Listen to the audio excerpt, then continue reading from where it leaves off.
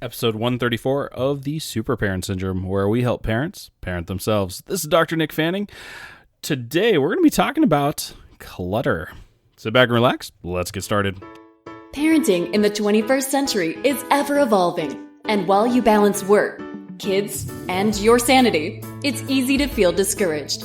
Welcome to the Super Parent Syndrome with your host, Dr. Nick Fanning.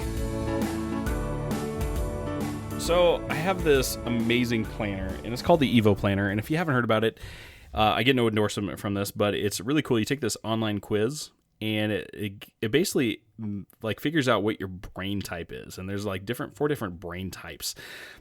I digress. But anyway, it gives you this planner according to your brain type. It's pretty awesome. I love it. But here's the thing. There's like emails they send out, and on these emails they always have like these this quote, this action step, and all these different things. But the quote today like literally triggered the hell out of me because it's like so amazingly true that it's like a gut shot. Like there's no way out of this. There's no way you can misinterpret this. There's no way you can go around it. And it's about clutter. Okay, so here's the thing. Here's the quote. Clutter is the physical manifestation of unmade decisions fueled by procrastination. Christina Scalise said that. Clutter is the physical manifestation of unmade decisions fueled by procrastination. Shit. You know what I mean? It's like, oh, you got me. And if I see this big pile of crud over there, I know it's one because I didn't make a decision on it, and I'm avoiding it, and therefore procrastination. Now, here's the thing. We have physical clutter, okay, which is, sometimes rampant. And especially, it's really easy to blame everybody else for this clutter because, like, my kids won't pick up their stuff, or my spouse is terrible about putting her kombucha bottles away, or whatever it could be. But here's the thing. It's still you. It's still an unmade decision by you and procrastination about it. So here's the thing. You can beat yourself all day about this clutter, or you can do something about it. But I also want to impress upon you different types of clutter. And specifically what I'm talking about is in other areas of your life. So think about this. I'm overweight, so I consider that caloric clutter. Ooh, right? That's crap. Oh, man. Why am I not doing something about this? Why am I not making a decision? Why am I avoiding the work? Especially as a health professional, I know better. So here's the thing. I'm also very often in a reactionary mindset or not prepared for some of the things the kids throw at me, like homework or these events and stuff like that. So I'm also like in a relationship clutter as well, where it's not organized and it's not being dealt with. And then also, I can tell you this, that budgeting and finances are currently a weakness of mine. I say currently because I'm bound and determined to learn this. I'm bound and determined to tackle this. But those finances are often cluttered and disorganized. And yes, I have physical clutter, but at the same time, I need to impress upon you is that there's clutter in the mind as well. Okay? Now here's the thing. Look around you. There is no way that the majority of the clutter in your life that you can't avoid it. It's like facts. If you're surrounded, hello. If it's your body, hello. And if it's finances, there's a bank balance somewhere. You can look at these things and realize if your life has clutter or if you got your shit together. Honestly, I'm just going to say the word, okay? So how are you going to fix this? How much time can you invest in fixing this, in fact? Because it can be small steps every single day, or you might just be like, oh man, I'm taking this weekend and I'm fixing this cold turkey.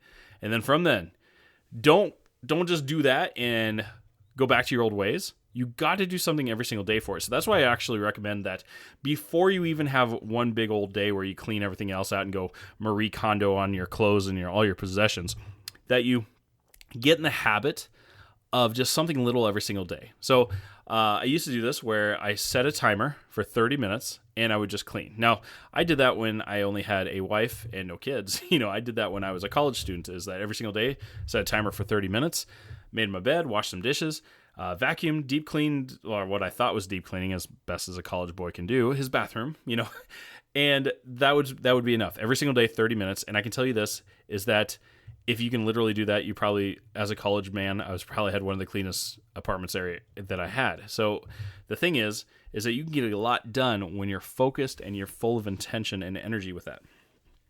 I would say that would be a good baseline for most people to start with, is the 30-minute timer. In fact, you can even chomp that up into 7-minute sections. 4 7-minute sections is 28 minutes. Like, you could literally say, okay, bedroom, 7 minutes. I'm making the bed, cleaning up my clothes, putting them in the laundry area.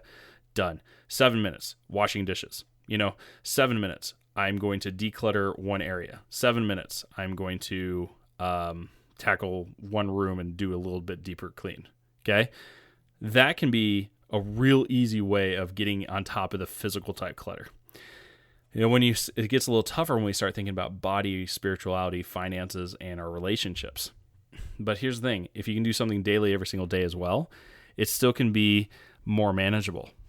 And here's the thing. You really got to figure out, are you truly owning your responsibility in all this? Or are you going to still try to push it off on somebody else? Like, is it your kid's fault or your spouse's? Or, maybe you have a physical limitation where you can't work out or where you can't push yourself as hard as you would like to. Well, there's still ways to move forward. And even if you're like on the ground crawling because you have no legs, you can literally crawl on your arms, like army crawl, and fix some of your physical issues like that. And it's not pretty, it's not ideal, but it's a way. There is a way if you're dedicated to this. Here's the thing. I'm not worried about the 1% or 2% of people that have some sort of challenge like this. I'm talking the majority of us, is that there is a way around our issues. There is a way to do it in small little steps. But you have to look around your life right now and realize, have you been procrastinating? Have you not been making decisions? Have you been putting the clutter off? Have you been putting the clutter and letting it build? And are you doing that in your body? Are you doing that in relationships? Are you doing that physically? Or your finances are a complete mess? Or your business is in a complete mess because you have no idea really what's going on because you're avoiding the decision. Again, clutter is the physical manifestation of unmade decisions fueled by procrastination. That's your slap in the face, folks. There's something to be done.